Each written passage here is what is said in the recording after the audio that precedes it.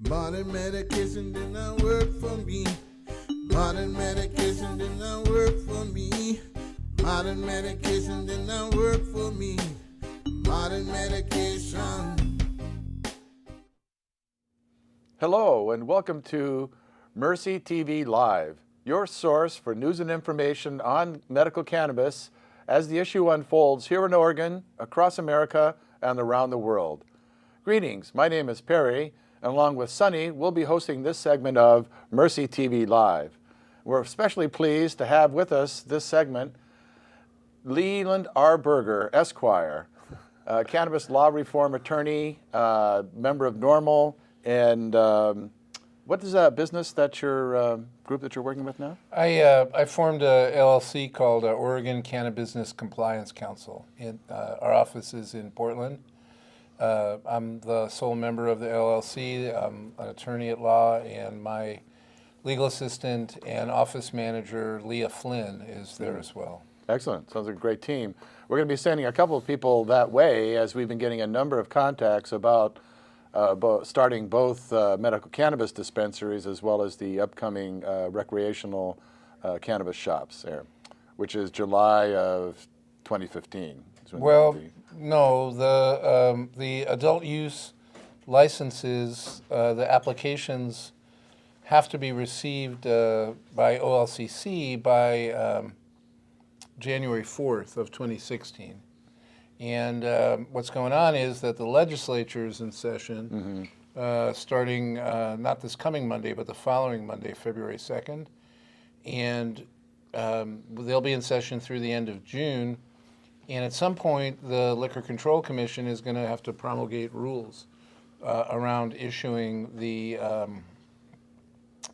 4 licenses for adult use, which are cultivation, production, or processing is the name of the license. Production, processing, wholesale, and retail licenses. And it's what they're chosen to do, oddly enough, is go on a listening tour, and they have over the last couple of days been in Pendleton and in Baker City, and I know that the Oregonian reporter, Noelle Crombie, has filed her story from there, and it seems kind of odd that Rob Patridge, who's the chair of the Liquor Control Commission, and also oddly, the district attorney for Klamath County, has chosen to go listen to people who voted against this, who are against the responsible adult use of cannabis, and who have been lied to for so many years that they believe the lies about the gateway theory and you know, and they're being statewide, these communities that are bigoted against cannabis consumers, medical cannabis consumers, responsible adult cannabis consumers.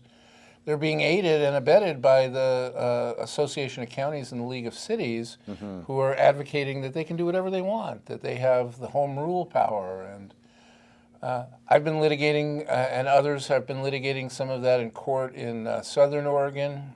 There's a case that's currently on appeal where the broader issue about whether the Federal Controlled Substances Act preempts the Oregon, or at least 3460, that portion of the Medical Marijuana Act that creates the medical marijuana facilities. And so these are exciting, fast-moving times. And I think what folks who are supportive of Mercy Center and live here in the Central Valley ought to remember is that the legislature is an elected body. It's people are there serving on our behalf, and people can make a difference by contacting their legislator and requesting a 15-minute conference, showing up on time, and meeting with them and explaining to them how cannabis has helped medically. Because people only understand about the therapeutic value, Perry, if they know somebody that they care about that it's helped. But if they haven't met that person, then they're not going to, and they're predisposed to be prejudiced against it. Right. Then they're not going to vote appropriately in the upcoming session. There were 150 legislative concepts. The way a bill starts out is that Legislative Council gets legislative concepts from legislators and draft bills, and then legislators decide whether to drop them or not. The ones that are going to drop that relate to implementation of Measure 91 are going to go to a special super committee called the Joint Committee. No kidding. Joint Committee. No pun intended, I'm sure. And, well, some people wanted it to be called the bicameral committee, which would also be true. I mean, joint means that it's comprised of both state senators and state representatives, so that there are co-chairs, for example, Senator Ginny Burdick from Portland and and Representative Ann Lininger, I think it's pronounced Lininger, it might be Leininger, from, I think she's from Lake Oswego. Mm-hmm. So, and it's a super committee. I mean, instead of being 4 or 5 people, it's about a dozen people. The legislature has announced they're going to meet at 5:30 on Mondays and Wednesdays in hearing room F. So we know where they're going to be. We know that they're going to be holding hearings then. It's because it's a joint committee. It's not during the day, so that the representatives and senators can do their other business during the day. And I happen to be in Salem on other business. I'm always delighted when I'm able to come be with you, Sonny and Perry, to help with this show. But really the main message I want to get out is that direct citizen involvement can make a difference, and it can change attitudes and change minds. I can tell you there is going to be a kind of an omnibus medical reform bill this session that's going to include some positive changes. Hasn't dropped yet, but we're going to need support for that. On the other hand, folks like the League of Cities and the Association of Counties are going to insist on taxation for medicine, right. Because, and they're going to insist on this idea of local control or exercise of what's called the home rule power. Oregon's a home rule state, which means that the municipalities can do what they want unless the legislature tells them, no, you can't. And in ballot measure 91, I prefer adult use, by the way, to recreational. When I recreate, I recreate, and when I consume cannabis, I consume responsibly as an adult. So I think it's important for us to use that nomenclature. And I think even Tom Burns, who's gone from the Health Authority to the Liquor Control Commission to run the program, has adopted that language. Yeah, it's important that people get involved, and the way to be involved is by direct contact with legislators. I know that, Perry, you work awfully hard at maintaining the webpage for Mercy and to get notices out about hearings, and that Mercy often shows up and videotapes these hearings for people who can't come. And when do you show those? Well, they're on YouTube, and the main thing is, like, the people in the hospital that are watching this show tonight, we always try to make sure that you have to have that conversation with your doctor, with your nurses, with your family. You guys, you're the ones that can use cannabis. It's a good medicine. It's good for you. A lot of people have not told you the truth. These are things that have not been told all the way. Now you can use it. It's good for you. But the people in the hospital are the ones that need to be really getting this information, because they're the ones that are sick. No, that's true. And some of the reforms that we're trying to make would include having a automatic card if you're diagnosed with a terminal disease, allowing people who work at adult foster care facilities to be caregivers automatically, things like that. So we're hopeful that we'll move forward on some important positive reforms, and we're hopeful that we won't lose ground on and unfortunately, you know our community. We don't often agree on everything. I mean, there is a proposal to license and regulate that's already dropped. I think it's 2676. Does that sound right? Yeah, it's House familiar. Bill 2676. That would license and regulate medical cultivation and processing and testing by the OLCC. And I and others have concerns about the privacy issues involved with having those functions transfer from the Health Authority to the Liquor Control Commission, not knowing what the Liquor Control Commission rules are going to be for adult use, and while allowing them to regulate medical use. It's problematic on several levels. And the other, I think, big fight is going to be around this whole, local control as against requiring, statewide compliance. It's, I've been, hopefully we'll get a decision soon. Judge Grensky in Medford promised us a decision soon, but I've been, and Robert Graham of Grants Pass is helping on a lawsuit directed by the City of Phoenix against the Greenery, where, the City of Phoenix is just hell-bent on denying safe access, and it's cruel, and there isn't any sound justification for it, and I think we've presented good legal arguments about why they shouldn't be able to do that, and we'll see what the judge does. The upcoming fights are going to be around zoning, I think. Right.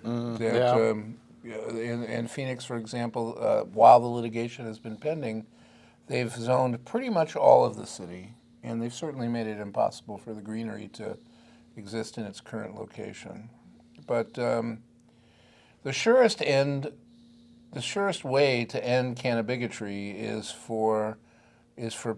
to get the knowledge out there, to get the information out there, to get the truth out there, and I can talk, but it's me. I mean, it's it's the furry Portland lawyer, and it's not.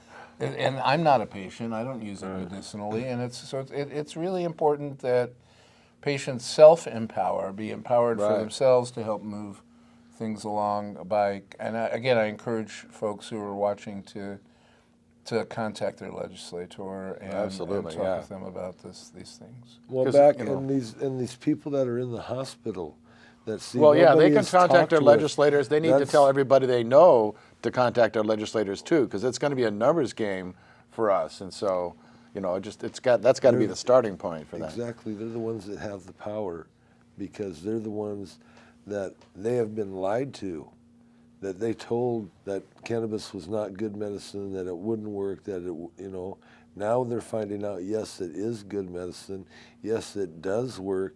I mean, we don't even know to the extent of how good it really is. Yeah. I mean, we got so many other issues we're trying to fight here, and I'm just trying to say to the people in the hospital, hey, you guys, please have this conversation. There's fights, because that's what I'm hearing from these guys. They got so many issues, they got fights to fight, you know. And but there's good news too, Sonny. I mean, I see a lot of people come to my office who are primarily motivated to make money, from the adult use market or to position themselves in the medical market for the adult. And I think they're mostly compassionate people. I mean, I think they care about safe access for patients. But the other day, a fellow came to my office is a recent graduate from Oregon State, who described to me this kind of new genetic testing that allows you to look at the genetic profile of plant material or human skin or whatever in real time and see how it interacts, to be able to isolate which cannabinoids do what. And we talked about the whole plant thing, about how it might be the interaction between the cannabinoids. There is a group called Patients Out of Time. I think it's www.medicalcannabis.org. And they hold a national clinical conference on cannabis therapeutics. And it used to be every other year, but now it's going to be annually. And the next one I want to say is Last one was in Portland in Yeah, May. it was a great one too. And they, like you, Perry, put a lot of their stuff online so that people can access it and get the information that way. That's right. But the next one is going to be in South Florida, in Palm Beach, in I think April Okay. or May.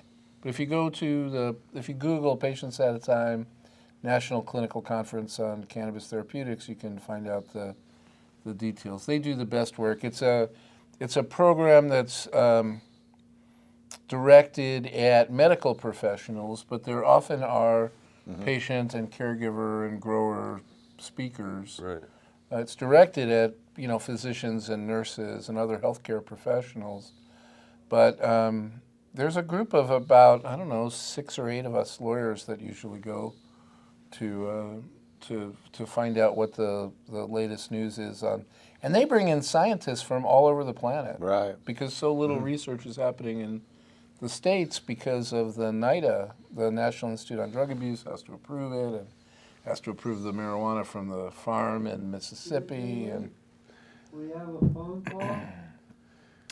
Okay, great. Yes, caller, go ahead. Interesting. Caller must have got hung up on. It's okay. They might have had a bad connection. Those are the things. A lot of these calls too. They have not good cell connections and Sure. Some other things there. But they'll hopefully they'll try again later. Yes, please call you back. out there watching can give us a call at 503-588-6444 with your cannabis-related question, comment, curse, or kudo. Another thing that really doesn't get mentioned often enough out of the Measure 91 passing is the effect on the hemp industry, potentially here in Oregon. There's a lot of good news on hemp. There's a young lawyer, Courtney Moran, that I work with, and she's just absolutely the hemp goddess. She knows all there is to know about it. What's going on is that We have the phone call now. Oh, excellent. All right, caller, go ahead. Hello, how are you doing this evening? Good. How are you doing? I'm doing fine, thank you. I'm a longtime advocate for medical marijuana and cannabis, and I was just wondering if there was somewhere we could sign up to be volunteers to help promote and further the cause for you gentlemen. Well, the main thing is to contact your legislator and tell them about the benefits of cannabis, because we have a number of bills going to be coming up in this next legislative session. But there are groups. I mean, Mercy is a group that if you're in the Salem area, you should get involved with. And in Eugene, there's the Willamette Valley NORML chapter. Yeah. And nationally, there's Americans for Safe Access, and is the group that's doing safe access for patients. Yeah. There's a group nationally called the National Cannabis Industry Association.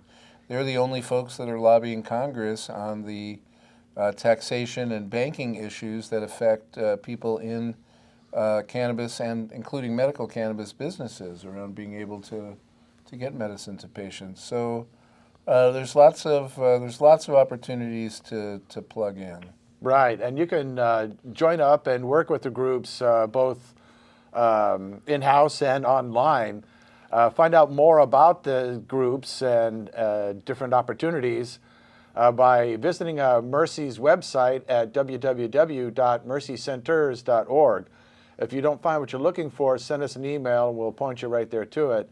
Or come on down to the Mercy Center at 1745 Capitol Street Northeast.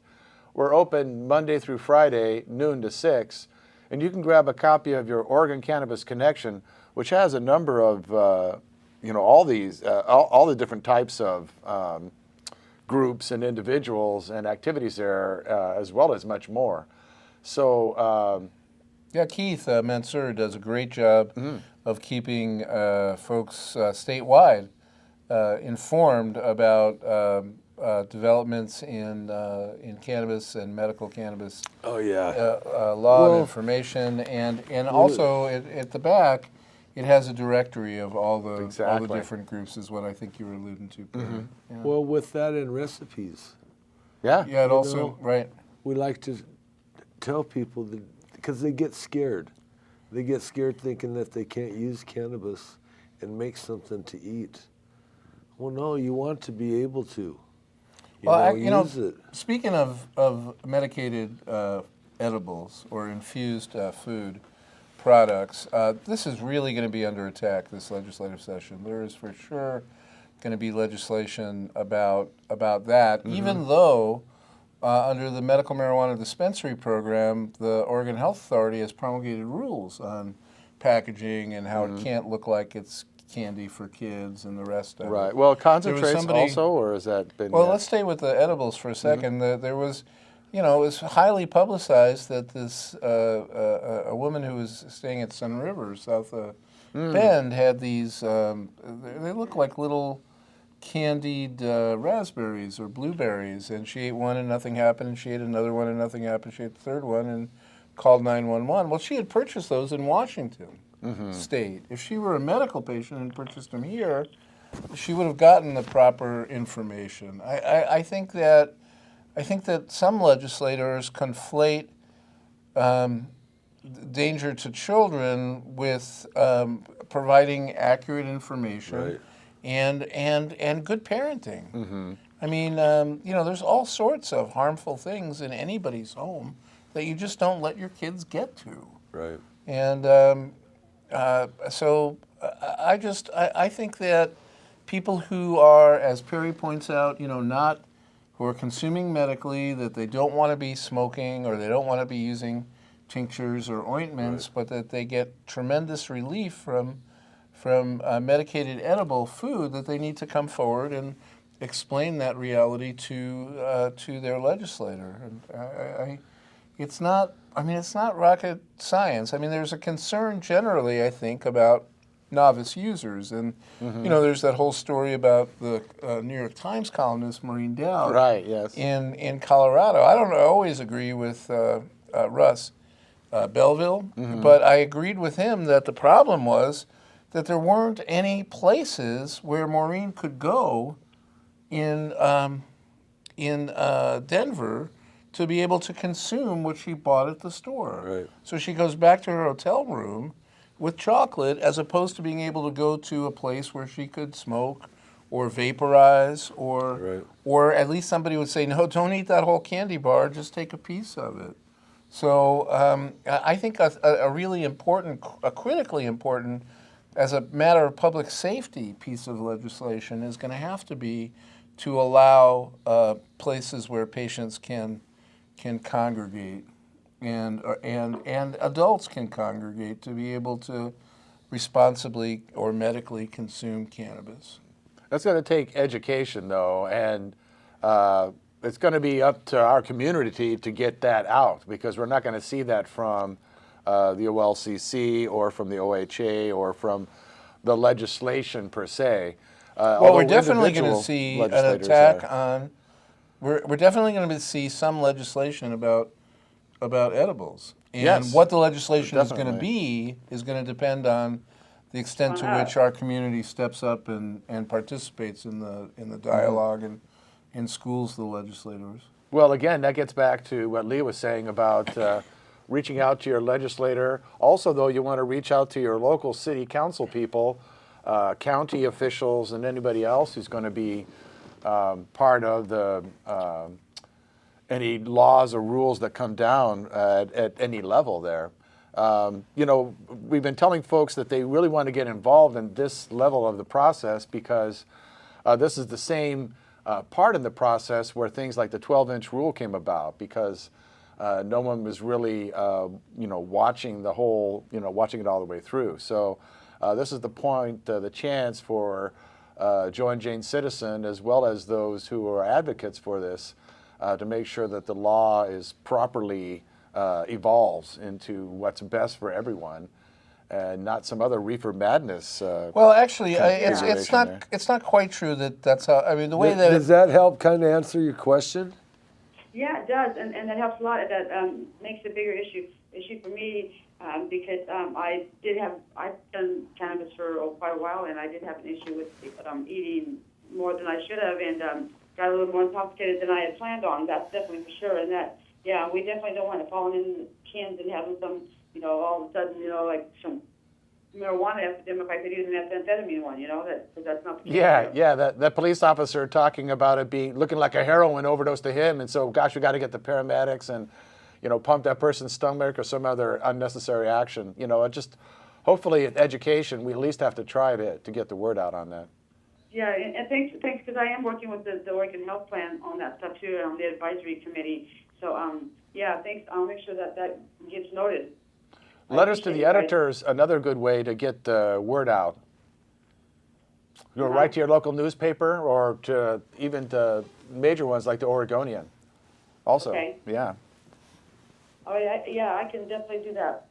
But Thank yeah, you. Thanks very much. so yeah, check us you. out at mercycenters.org, and thanks for calling. I will. Bye, Sunny. You guys take it easy, okay? All right, Yeah. thanks a lot. Thanks, See you caller. later. Bye-bye. Bye-bye.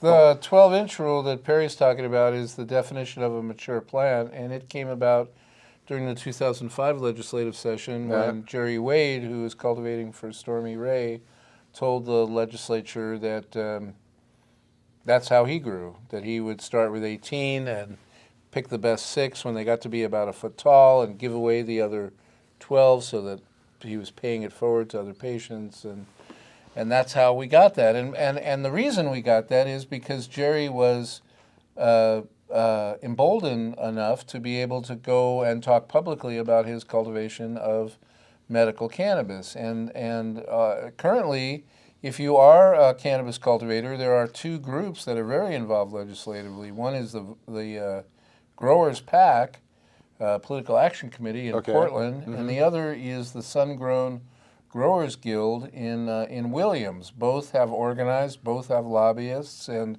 the lobbyists will be doing some speaking on their behalf. But I would encourage growers to get involved with both groups, and I would encourage growers especially to speak directly to legislators so they understand what they're talking about. I mean, I think that what's likely to happen is that we're likely to see a restriction on cultivation in residential areas, or at least large-scale cultivation.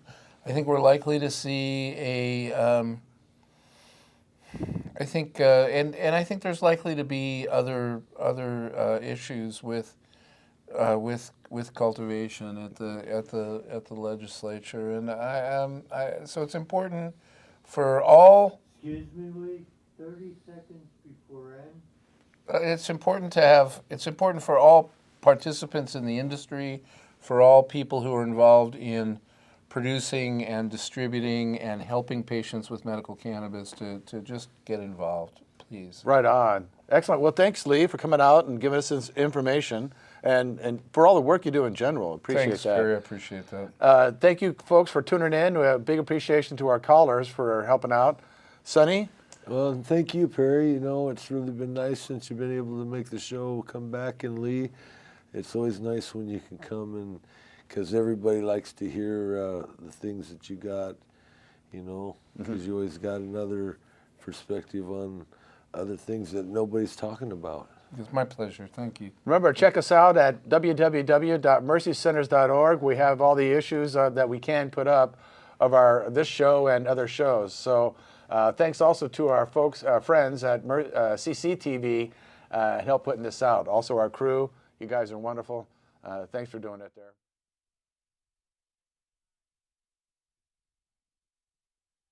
You want to say anything before I turn it off, Glenn? Yes, good night. Good night. God bless you all, every single one of you.